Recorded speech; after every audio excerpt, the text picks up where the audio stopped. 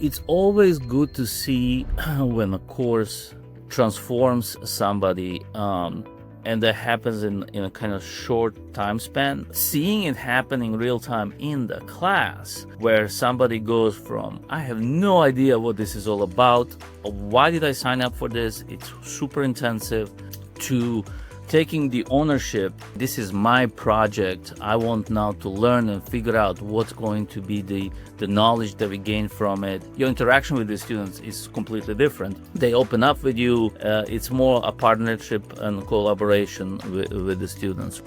So it's the fact that students at the end reach that level of criticality where they can look at their own work and see the limitations and weaknesses of it, I think is quite valuable to them.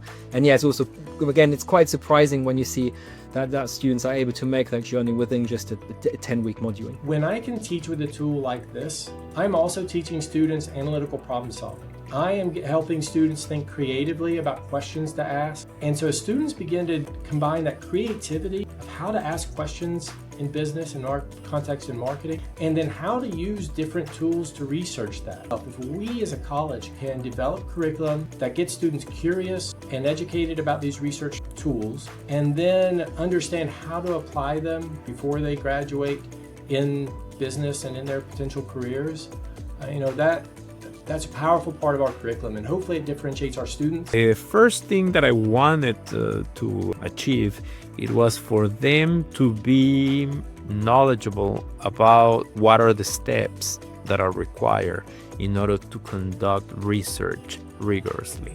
And I think that just in the way that I ended up setting up the entire class, I have been able to achieve that aim.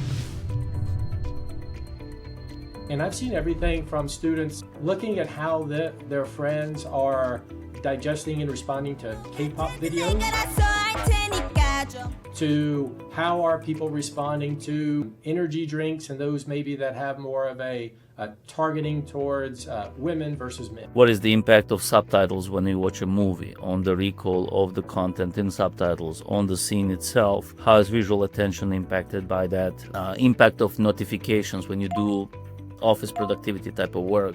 So then we have a team that looked at the data visualization and impact of climate change content and how people are moving their perception of the climate change impact depending on how you visualize the data. I just allow them to be creative and give them full freedom to do that.